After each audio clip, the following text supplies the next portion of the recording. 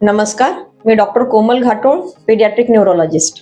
आज आपण लहान मुलांमध्ये होणाऱ्या इपिलेप्सी या आजाराबद्दल चर्चा करणार आहोत.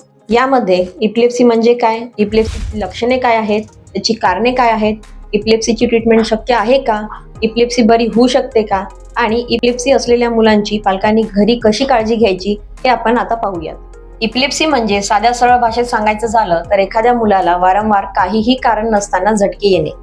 झटक्यालाच लोकल लँग्वेजमध्ये कुणी कुणी फीट, मिरगी किंवा अपस्मार असंही म्हणतं. झटका येण्याचे कारण जर तात्पुरते असेल तर त्याला आपण इपिलेप्सी असं म्हणत नाही. जसे की एखाद्या मुलाला ताप आला की झटका येण्याची टेंडन्सी असते, ज्याला आपण फेब्राईल सीझर म्हणतो, किंवा एखाद्या मुलाच्या डोक्याला मार लागला, रक्तातील साखरेचं प्रमाण कमी झालं किंवा रक्तातील कॅल्शियम, इलेक्ट्रोलाइट्स यांचे प्रमाण कमी झाले तर कधीही कुणालाही फीट येऊ शकते. पण या कारणांची ट्रीटमेंट केल्यानंतर या मुलांना वारंवार झटके येत नाहीत, म्हणून यांना आपण इपिलेप्सी असं म्हणत नाही. इपिलेप्सीमध्ये मुलांना काहीही बाह्य कारण नसताना सुद्धा झटके येतात. आता आपण इपिलेप्सीची लक्षणे जाणून घेऊयात.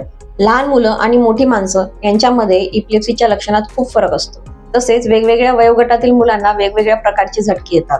नवजात मुलांमध्ये एकटक लावून बघणे, अंग कडक करणे, हातापायाला झटका देणे, तोंडाला फेस येणे, हातापायाची सायकल चालवल्यासारखी अशी मुवमेंट करणे, असे सौम्य प्रकारचे झटके येतात.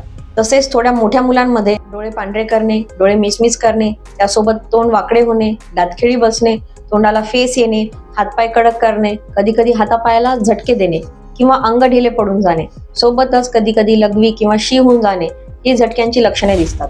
हे झटके काही मुलांना शरीराच्या दोन्ही बाजूला येतात तर कधी कधी शरीराच्या एका बाजूलाही येऊ शकतात, ज्याला आपण फोकल सीझर असे म्हणतो. झटका येण्याची कोणतीही वेळ नसते, तो कधीही दिवसा जागेपणी किंवा रात्री झोपेत येऊ शकतो. झटके येत असताना नेहमीच मूल बेशुद्ध होईल असे नाही. कधी कधी झटका येत असताना मूल शुद्धीवर असते आणि त्याला आजूबाजूला काय होत आहे, मला झटका येत आहे हे त्याला सर्व समजते. कधी कधी फीट येण्याआधी मोठ्या मुलांना मला फीट येणार आहे याची जाणीव होते. यामध्ये त्यांना डोळ्यासमोर अंधारी येणे, चक्कर आल्यासारखे वाटणे, उलटी आल्यासारखे वाटणे, भीती वाटणे, डोके दुखणे, हातापायाला मुंग्या येणे ही लक्षणे दिसून येतात. तसेच झटका येण्याच्या आधी कधी कधी मुलं घाबरून आईकडे पळत येतात, आईला मिठी मारतात आणि मग एका ठिकाणी एकटक लावून बघतात. या प्रकारची लक्षणे असल्यास पालकांना मुलाला झटका येत आहे हे लगेच ओळखायला येते. पण कधी कधी काही सौम्य प्रकारचे झटके लहान मुलांमध्ये येतात, जे खरंच झटके आहेत की नाही हे पालकांना कळायला अवघड जाते. त्यामुळे या झटक्यांच्या प्रकाराची माहिती असणे खूप गरजेचे आहे. या झटक्यांच्या प्रकारामधील सगळ्यात पहिला आणि महत्त्वाचा प्रकार म्हणजे स्पाझम्स. यामध्ये 2 वर्षाखालील मुलं झोपेतून उठल्यानंतर वारंवार काही सेकंदासाठी अंग कडक करतात आणि मध्ये मध्ये काही सेकंदासाठी ते अंग ढिले सोडतात. ही अंग कडक करण्याची आणि ढिले सोडण्याची सायकल कधी कधी 7-8 वेळा रिपीट होते. त्यामुळे पालकांना असं वाटतं की माझे मूल वारंवार दचकत आहे, पण हा एक झटक्याचा प्रकार आहे. हा झटका सुरू झाल्यानंतर मुलांच्या मेंदूचा विकास थांबतो किंवा तो मागे येतो. या झटक्याचे निदान आणि ट्रीटमेंट सुरू करण्यासाठी जितका जास्त वेळ लागेल तितकाच मुलाच्या बुद्धिमत्तेवर सुद्धा परिणाम होऊ शकतो. त्यामुळे या झटक्यांची लवकरात लवकर ट्रीटमेंट करणे खूप गरजेचे आहे. पालकांना लक्षात न येणारा दुसरा प्रकार म्हणजे मायोक्लोनिक सीझर्स.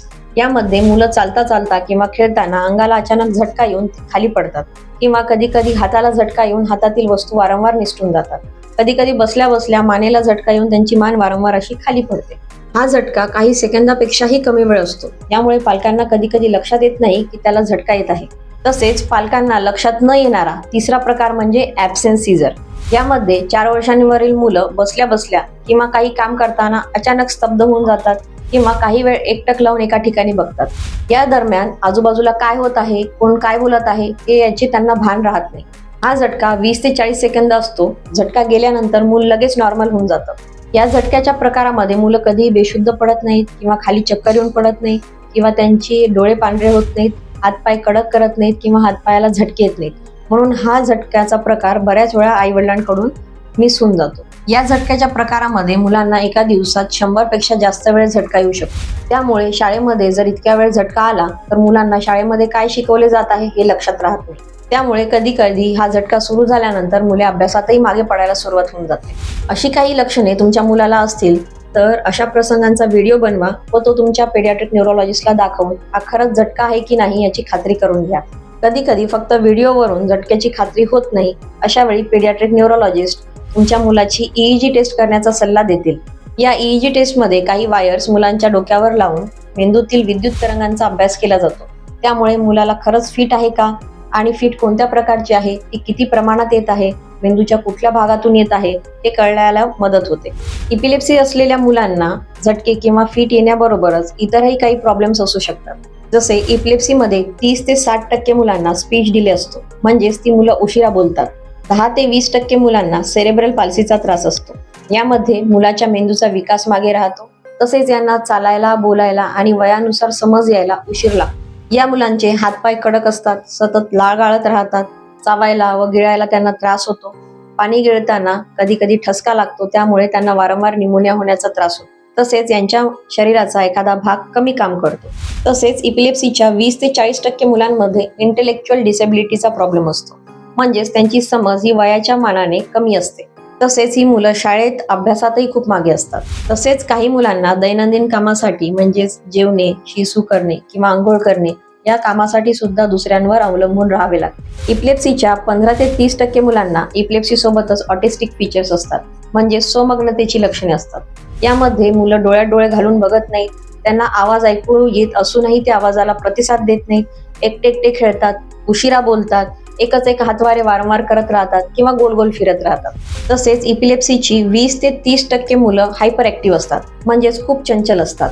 ती एका ठिकाणी बसत नाहीत, एका ठिकाणी त्यांचे लक्ष लागत नाही, सतत उड्या मारणे, पळत राहणे किंवा दुसऱ्यांना मारणे, चावणे, त्यांचे केस ओढणे अशी लक्षणे या मुलांमध्ये दिसून येतात. इपिलेप्सीच्या काही मुलांना अँझायटी आणि डिप्रेशनची सिम्पटम्स सुद्धा असतात, तर काही मुलांना वारंवार डोके दुखत राहणे किंवा स्लीप डिसऑर्डर म्हणजेच रात्री व्यवस्थित झोप न लागणे याचीही सिम्पटम्स असतात. आता आपण इपिलेप्सीची कारणे काय आहेत हे जाणून घेऊयात. इपिलेप्सी असण्याचं सगळ्यात महत्त्वाचं कारण आहे स्ट्रक्चरल ॲबनॉर्मॅलिटी, म्हणजेच काही कारणाने जर मुलाच्या मेंदूला इजा झाली किंवा मेंदूच्या रचनेत बिघाड झाला तर अशा मुलांना इपिलेप्सी होऊ शकते. आता मुलांच्या मेंदूला इजा का होते ते आपण बघूयात. जी मुलं जन्मतः लगेच रडत नाहीत किंवा जी मुलं गर्भाशयातच शी करतात किंवा ज्यांचं जन्माच्या वेळी वजन 2 किलोपेक्षा कमी असतं किंवा काही मुलं 6व्या-7व्या महिन्यातच जन्माला येतात, म्हणजेच प्रीमॅच्युअर असतात, अशा नवजात मुलांना मेंदूला ऑक्सिजनचा पुरवठा कमी पडून मेंदूला इजा होऊ शकते.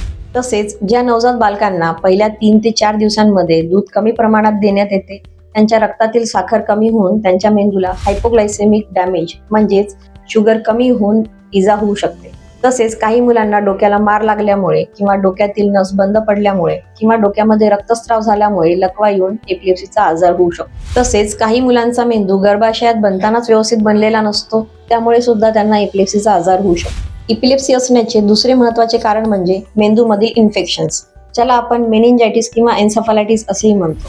बऱ्याच वेळा लहान मुलांमध्ये इन्फेक्शनची ट्रीटमेंट केली की मुलांचे झटके थांबतात, पण काही जंतू मेंदूला कायमस्वरूपी इजा करतात, त्यामुळे इपिलेप्सीचा त्रास होऊ शकतो. इपिलेप्सीचे तिसरे महत्त्वाचे कारण म्हणजे जेनेटिक इपिलेप्सी, म्हणजेच गुणसूत्रांचे आजार. हे गुणसूत्रांचे दोष कधी कधी अनुवंशिक असतात, म्हणजेच आई वडिलांकडून मुलांमध्ये येतात. या मुलांमध्ये त्यांच्या बहीण भावाला किंवा नातेवाईकांमधील कुणाला झटका येण्याचा आजार असल्याची हिस्ट्री आपल्याला मिळते. पण हे गुणसूत्रांचे आजार नेहमीच आई वडिलांकडून मुलांमध्ये येतील असे नाही. काही प्रकारांमध्ये गर्भधारणेनंतर प्रसूतीपर्यंत लहान मुलांच्या गुणसूत्रांमध्ये बदल होऊन त्यांना जेनेटिक आजार होऊ शकतो. इपिलेप्सीचं चौथं महत्त्वाचं कारण आहे इपिलेप्सी सिंड्रोम्स. यामध्ये मुलांना काही विशिष्ट कालावधीसाठी विशिष्ट प्रकारचे झटके येतात आणि काही काळानंतर ते पूर्णपणे बरेही होऊन जातात. यांच्यामध्ये बऱ्याच वेळा MRI आणि जेनेटिक्स टेस्ट नॉर्मल येते. अशा मुलांचे निदान EEG या टेस्टनी केले जाते. आता आपण इपिलेप्सीच्या ट्रीटमेंटसाठी काय ऑप्शन्स अवेलेबल आहेत ते पाहूयात. इपिलेप्सीच्या ट्रीटमेंटसाठी काही मेडिसिन्स उपलब्ध आहेत. ही मेडिसिन कमीत कमी 2 वर्ष या मुलांना द्यायची असतात. बहुतेक मुलांमध्ये एका औषधावर झटके थांबतात, पण काही मुलांमध्ये एकापेक्षा जास्त मेडिसिन सुद्धा आपल्याला द्यावे लागतात. ही मेडिसिन्स पालकांनी योग्य प्रमाणात व योग्य वेळेवर देणे खूप गरजेचे आहे, कारण औषधे उशिरा दिल्या गेली किंवा डोस चुकला तर या मुलांना झटका येण्याचा धोका असतो. तसेच बरेच पालक मुलाला ताप आली किंवा मूल आजारी पडलं म्हणून मुलाला खूप औषधे होत आहेत म्हणून फिटची औषधे काही दिवस बंद ठेवतात, पण हे चुकीचे आहे. हे औषध आजारामध्ये सुद्धा बंद करायचे नसते, कारण आजारातच मुलांना झटके येण्याचा धोका जास्त असतो. काही इपिलेप्सीच्या मुलांमध्ये इपिलेप्सी सर्जरी म्हणजेच मेंदूवरील शस्त्रक्रियेचा ऑप्शन सुद्धा अवेलेबल आहे. ज्यांना नेहमी शरीराच्या एकाच भागाला झटके येतात किंवा मेंदूच्या एकाच भागातून झटके निर्माण होतात, त्यांच्यामध्ये सर्जरीद्वारे हा भाग इतर मेंदूपासून वेगळा केला जातो, त्यामुळे मुलांची फिट बंद होते. तसेच इपिलेप्सीच्या ट्रीटमेंटसाठी काही स्पेशल डाएट्स उपलब्ध आहेत. ज्या मुलांना 3 पेक्षा जास्त औषध देऊनही झटके थांबत नाहीत, अशा मुलांमध्ये किटोजेनिक डाएट हे एक स्पेशल डाएट आपण देऊ शकतो. यामध्ये मुलांना कार्बोहायड्रेट नसलेले आणि भरपूर फॅट्स असलेले पदार्थ आपण मोजून मापून देतो. हे डाएट नेहमी डॉक्टरांच्या सल्ल्यानेच घेतले पाहिजे. इपिलेप्सीच्या ट्रीटमेंटमध्ये केवळ फिट किंवा झटक्यांची ट्रीटमेंट करून चालत नाही, तर फिट सोबत जे इतर प्रॉब्लेम मुलांमध्ये आहेत त्यांची ट्रीटमेंट आपल्याला करावी लागते. जसे इपिलेप्सीची काही मुलं उशिरा चालतात, उशिरा बोलतात, अभ्यासात मागे असतात, अशा मुलांसाठी स्पीच थेरपी, ऑक्युपेशनल थेरपी आणि फिजिओथेरपी यांच्यासारख्या चांगल्या थेरपीज उपलब्ध आहेत. तसेच ज्या इपिलेप्सीच्या मुलांमध्ये बिहेवियरल प्रॉब्लेम्स आहेत, जसे काही मुलं खूप ॲग्रेसिव्ह असतात, दुसऱ्यांना मारतात, ढकलतात, चावतात, किंवा काही मुलं खूप हायपर ॲक्टिव्ह असतात, एका ठिकाणी स्वस्थ बसत नाही. तसेच काही मुलांना अँझायटी प्रॉब्लेम्स असतात, तर काही मुलांना झोप बरोबर लागत नाही. या मुलांसाठी काही मेडिसिन्स उपलब्ध आहेत, ज्यामुळे त्यांचे बिहेवियर कंट्रोलमध्ये राहण्यासाठी मदत होते. पण ही मेडिसिन्स नेहमी डॉक्टरांच्या सल्ल्यानेच घेतली पाहिजे. आता आपण पाहूयात की इपिलेप्सीच्या मुलांची घरी काळजी कशी घ्यायची. सगळ्यात महत्त्वाचं म्हणजे औषधे वेळेवर द्या आणि योग्य प्रमाणात द्या.